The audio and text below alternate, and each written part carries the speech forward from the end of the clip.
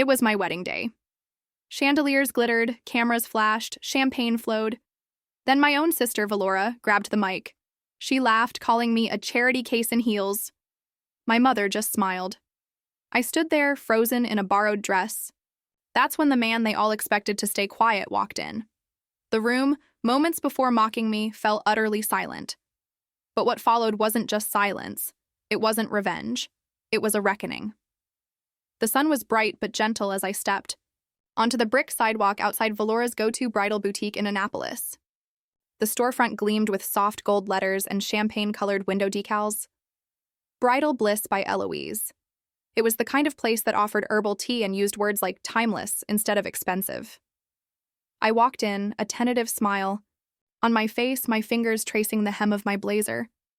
Today was supposed to be my final fitting. The woman at the desk looked up, her smile polite. "Hi there. Name?" "Autolus Northwood. I have a 3-0. Her fingers flew across the keyboard. A pause. Her brow furrowed. Tap, tap, tap. "I'm sorry, there's nothing under Autolus Northwood." I tilted my head, keeping my voice calm. "Could you check? Again? It should have been scheduled weeks ago." My sister Valora arranged it. As if on cue, Valora swept through the glass doors, a movie star making her entrance. Her curls were perfect, her beige coat flowing as if it had its own wind machine. "Oh, don't tell me she forgot to input the name," she chirped, her voice dripping sweetness.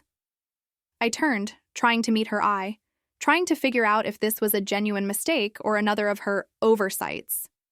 Valora placed a manicured hand on my arm. "It's fine. I brought the gown I wore to last month's charity gala. You can use that one." I blinked. "That's not my wedding dress." She leaned in, her smile still camera perfect. "It's practically new, and it flatters your figure. We don't have time for delays." I glanced at the other women in the boutique, one sipping tea, another scrolling on her phone. I felt their eyes on me, light as feathers but heavy with judgment. I swallowed. "Fine," I said, my voice too quiet. We moved to a private fitting room. Valora unzipped the garment bag with a flourish. The dress shimmered, but not in the way I'd imagined for myself. It was too sheer, too low in the back, too her. The attendant helped me into it. As the zipper rose, I looked in the mirror and saw a version of myself who didn't speak up. "You look stunning," Valora said from behind me, already on her phone. She meant, "You look like a version of me that I approve of." I smiled because what else was there to do? That night, I sat on my couch with a glass of lukewarm wine, the dress still hanging on the bedroom door. My phone buzzed. Another message. From Valora, this time about the seating chart. "You don't need to worry about it," she'd written. "I've got everything under control." Of course she did. I thought back to when we were kids. Valora always got first pick. Halloween costumes, cereal boxes, even the side of the bed closest to the nightlight. I learned early to smile through it to let her lead. My mother always said, "It's easier that way." Now, years later, Valora was controlling my entire wedding. I told myself she meant well, that this was just her way of showing love. 2 days later, the invitations arrived. I was on the porch, a sweater draped over my shoulders, when the delivery guy handed me the thick, ivory envelope. My breath caught. Gold trim, embossed text, heavy cardstock, the kind you keep. I opened it carefully, then I stared. The name read, Charity Rose Northwood. At first, I thought it was a typo. Then I remembered my mother calling me her little charity case when I couldn't afford things growing up. She'd say it with a laugh, like it was endearing. I drove to my parents' house, invitation in hand. My mother, Eunice, barely looked up from her crossword. "Isn't it lovely?" she said. "Charity suits you." "It has a softness," my voice cracked. "It's not my name," she shrugged. "It's just an invitation. No one will notice." I turned to Valora, who stood by the mantel, sipping coffee like she was in a press interview. She blinked, all innocence. "That's awful. I'll have the printer fix it right away." They didn't, and I didn't push. I told myself it didn't matter, the dress, the seating, the name. They were just details. I should focus on the marriage, not the wedding. but even lies we tell ourselves start to ache if we hold them too long. Later that week, after a solitary dinner and a long, hot shower, I pulled an old box from the closet. It was dusty, smelling faintly of cedar and lavender, my late grandmother's. Things. I hadn't opened it since she passed. Inside, nestled among lace, was a silk handkerchief, white, delicate, and hand-embroidered, with one name, Odalus. My fingers trembled as I held it. A part of me that had felt faded suddenly reappeared, in full color. I pressed it to my chest and whispered, "At least you never forgot who I am." I held that handkerchief like a lifeline. What I didn't know, what I couldn't yet see, was that by the time the ceremony came, my name wouldn't be the only thing they'd try to erase. It was a little after 6 when I stepped out of the car into the warm evening air outside the Elmwood Inn. The rehearsal dinner had already started. Through the windows, I could see silhouettes swaying with laughter, a golden glow spilling onto the grass. I adjusted the borrowed gown, still too tight around my ribs, and walked carefully across the gravel path in borrowed heels that didn't quite fit. The kind of shoes that whispered with every step, "You're wearing someone else's story." Inside, the host gave me a quick glance before waving me toward the main room. A waiter brushed past with a tray of chilled champagne. I smiled politely, scanning for my name card. There it was, tucked at the far end of the long mahogany table. Charity and I stood there for a second, frozen, not just by the name, but by its location, right next to the restroom door. A soft clatter echoed behind me as someone flushed. A child's voice shrieked, then giggled. Just like that, the ambient music of my wedding rehearsal became bathroom sounds. I took my seat in silence, careful not to let my dress touch the slightly damp floor tiles near the threshold. Across the table, Valora waved brightly. She was seated, dead center, flanked by our parents and Merrick's folks, like a queen surrounded by her court. No one said anything about where I was placed. No one ever did. Soon, the room quieted, and Valora stood to give her toast. She tapped her glass delicately, smiling wide. "First, I want to thank everyone for being here tonight. It means the world to see so many generations of love in one room." Applause rippled softly. She continued, lifting her glass higher. "To family, traditions, and strong women who make things happen. To Mom and Dad who taught us the value of hard work and grace. To Aunt Denise and Uncle Vernon. To Merrick's wonderful parents. And of course, to..." She paused theatrically, as if, just remembering my little sister, wouldn't be a full table without her. A few guests chuckled politely. Someone clinked their fork. I tried to lift my own glass, but my fingers weren't steady. I placed it back down. The corners of my mouth lifted just barely. "Cheers," I said, to no one. Later, as dessert was served, something with pears and goat cheese I barely touched, I stood and quietly made my way toward my mother. She was talking with Valora's future in-laws. I leaned in gently. "Can I ask you something?" She turned, her eyes still flicking toward the conversation. "Of course, sweetheart. Did you notice where they sat me?" She blinked, then gave a soft laugh. "Someone had to sit there, Odalus. Don't read into it." My mouth went dry. "I'm not reading into it. I just..." She placed a hand over mine, patting it. "Not everything is an attack. Be gracious. It's your big day." It always amazed me how Eunice could invalidate me while sounding like she was doing me a favor. I nodded, lips pressed thin. As I turned to go, Merrick's best man, Colton, stepped beside me. "I saw where they put you," he said quietly. I looked at him, unsure if I wanted sympathy. He scratched the back of his neck. I would have switched, but I figured they had a system. I gave a half laugh. "Yeah, a system." Colton shrugged. "They had your name wrong too. That your middle name? Not even close." He opened his mouth, then thought better of it. I didn't go back to the table. Instead, I slipped down a hallway. A tall window was cracked open, letting in a breeze smelling of honeysuckle. I rested my hand on the sill. "It's just a dinner," I told myself.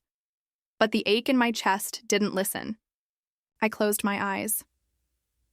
Tomorrow will be different, I whispered. I didn't know they had something far worse planned. The next morning arrived as if nothing was broken. Sunlight spilled across the rose bushes.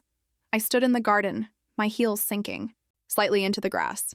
My fingers grazed the white hydrangeas lining the aisle. Everything was perfect, Valora had made sure. Guests trickled in. "You look radiant," one said. Another added, "So elegant, just like your sister." I smiled politely. Tucked in my hand were the vows I'd written before dawn, every word chosen carefully. They were mine. A quiet promise. The chairs filled, string music began. I was seated under the archway. Merrick stood across from me, calm, unreadable. The officiant gestured. "Autolus, if you'd like to begin?" I stood. I exhaled. I unfolded the paper, but Valora's heels clicked across the platform. "Sorry," she chirped, raising a glass. "Before we dive in, a quick word on behalf of the family." The officiant paused. Merrick didn't flinch. I froze. Valora beamed. Growing up with Autolus was interesting. The quiet one, always scribbling. And now, look at her. Hair done, heels on, a miracle makeover, polite laughter. She used to wear beat-up sneakers. Now pearls, amazing what love can do. I didn't laugh. My fingers crumpled the paper. Valora smiled sweetly, sat down. The officiant blinked, then continued into Merrick's vows. My moment was skipped. No one noticed, except me. Later, after photos and too many congratulations, I was led into a side room. Eunice stood with a clipboard.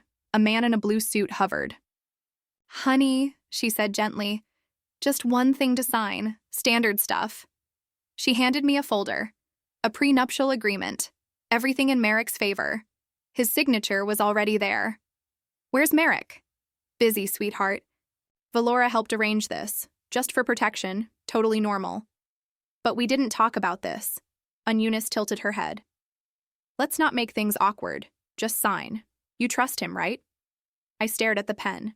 So many faces waiting outside. So, I signed. I felt something shift inside, like a floorboard giving way. I walked through the reception in a daze, danced, smiled, thanked people. When the lights dimmed, I returned alone to my room. Took off the gown, the pins, the makeup. Then I pulled out the crumpled vows. I sat on the bed and read them to myself.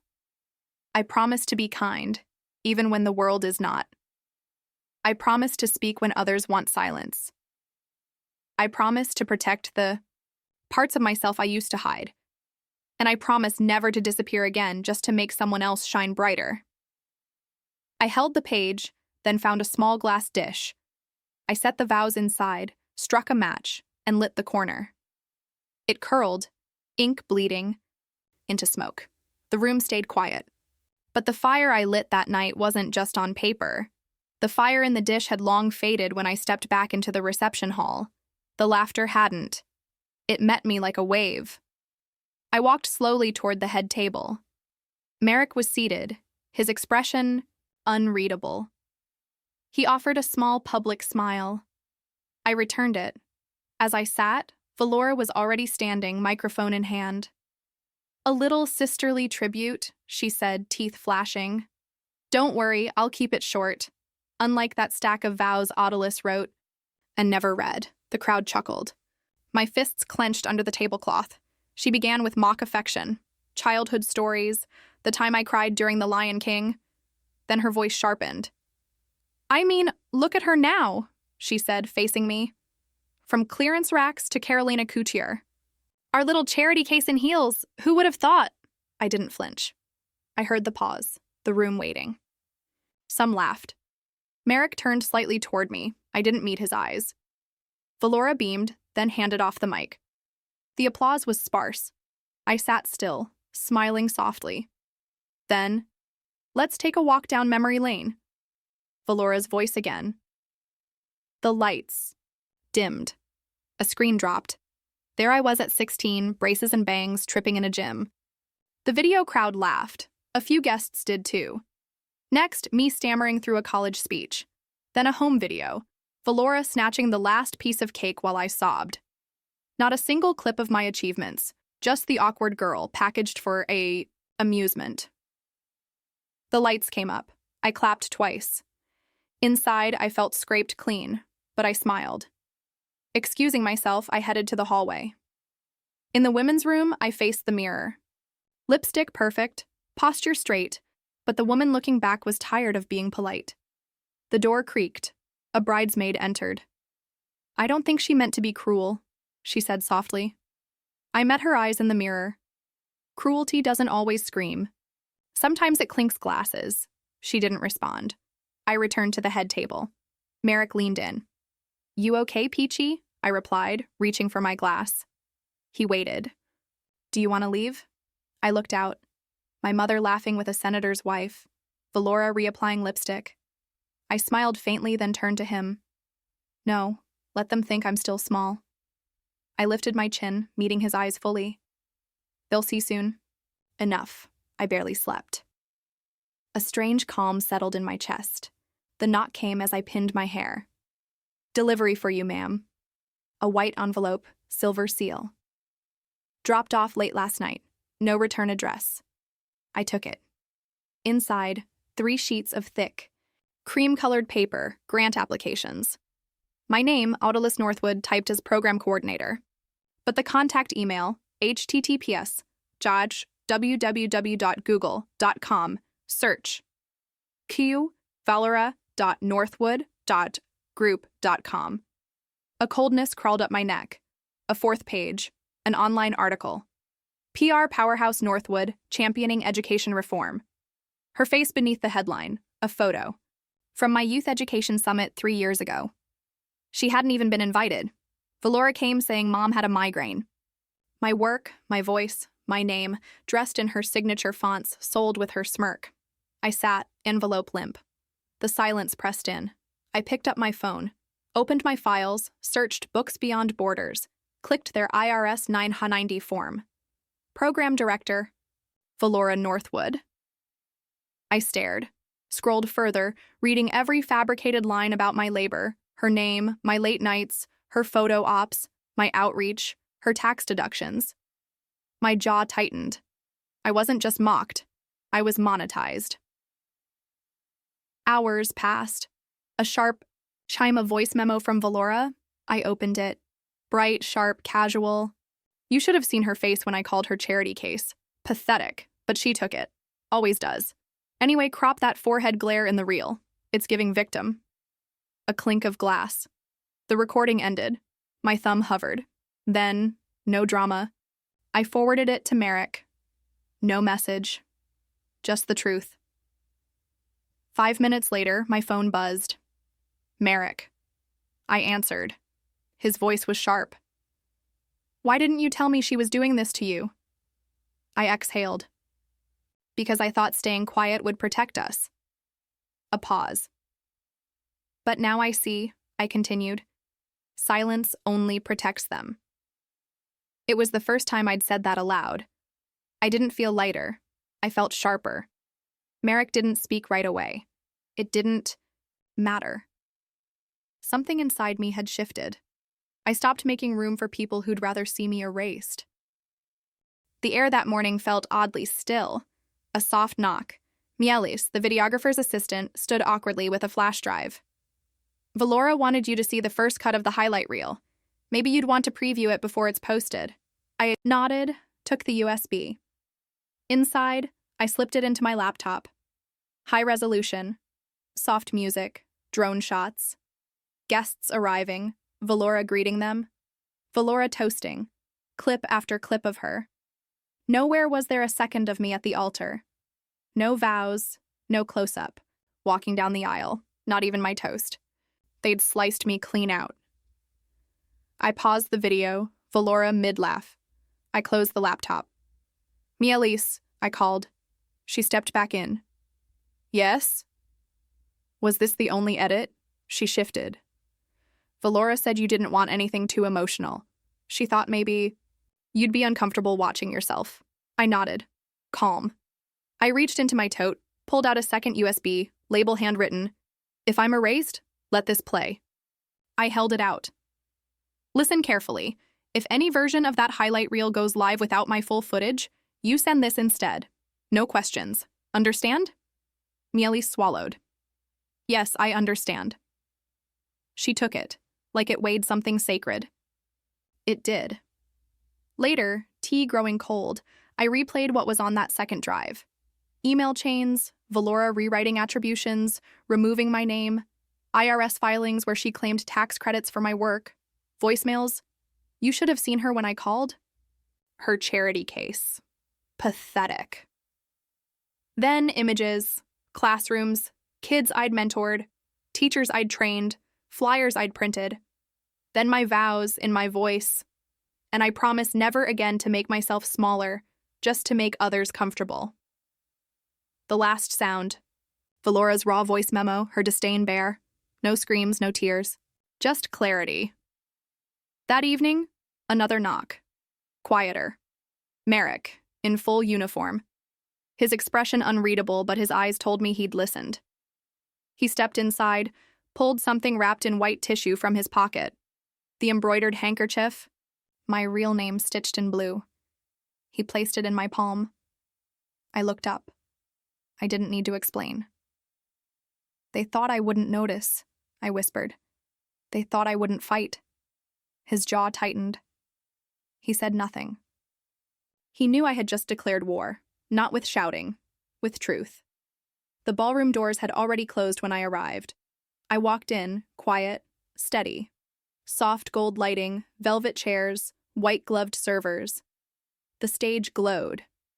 I scanned the room.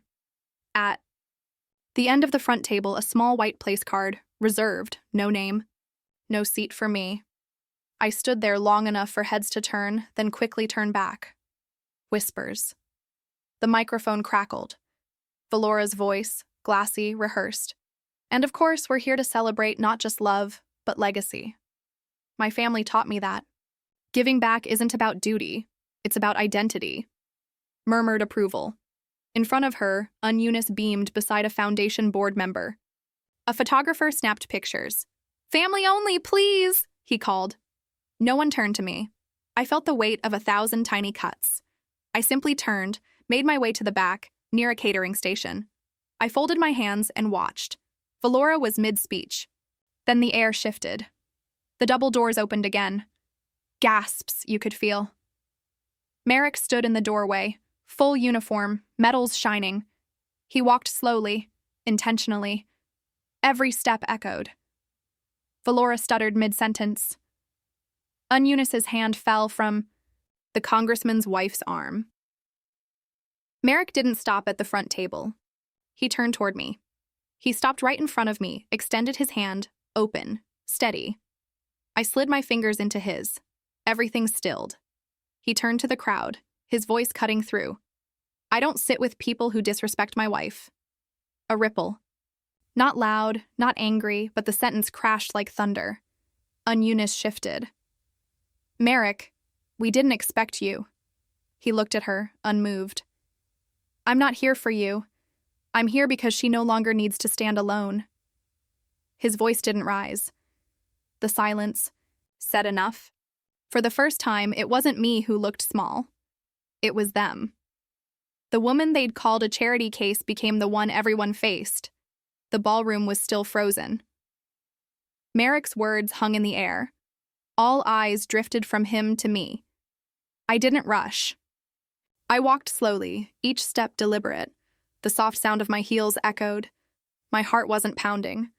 I felt steel where there had been paper. I reached the stage. Valora started toward the podium, but Eunice's hand wrapped around her wrist. Let her speak, she whispered. Valora looked stunned, then stepped aside. I didn't touch the microphone. I stepped forward. Sometimes you don't need volume to command a room. I looked around. Donors, family friends, neighbors. I caught the eye of the photographer who'd waved me away. I was told, I began slowly, that grace meant shrinking. That to protect peace, you must sacrifice truth. that being kind meant not embarrassing people, even if they were wounding you. No one interrupted. But grace isn't silence. It isn't absence. It certainly isn't invisibility. My gaze shifted to Eunice, her knuckles pale around her wine glass.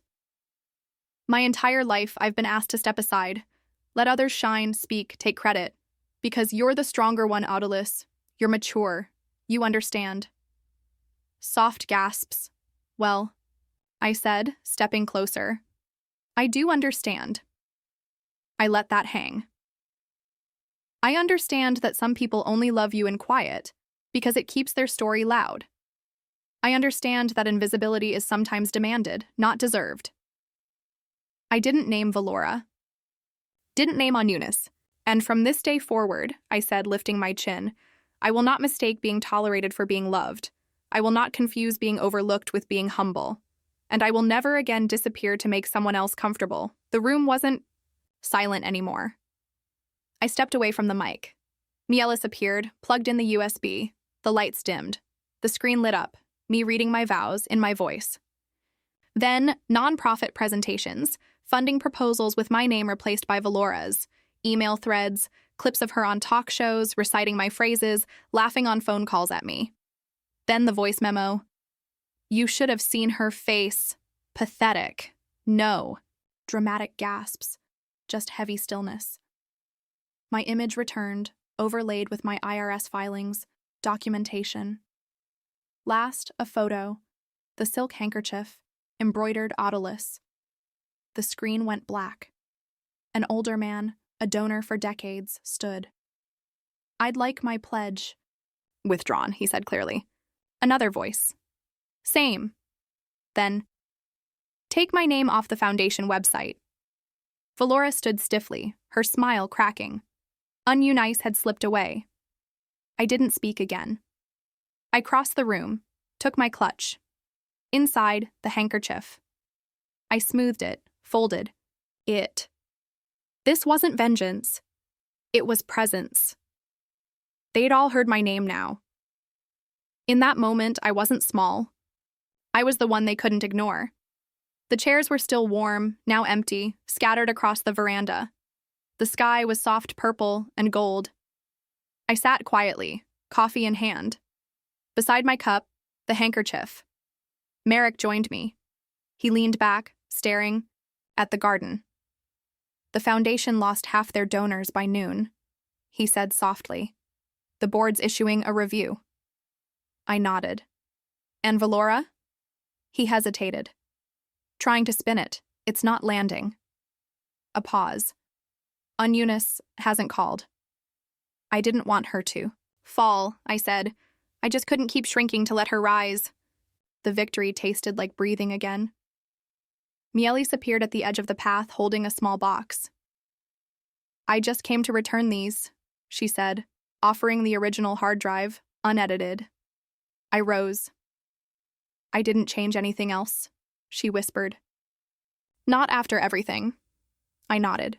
She lingered. Whatever you do with this, thank you for reminding me that women don't have to apologize for taking up space. A soft smile.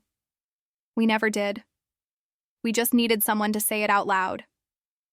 She left. Later in my room, I opened my phone, tapped a file.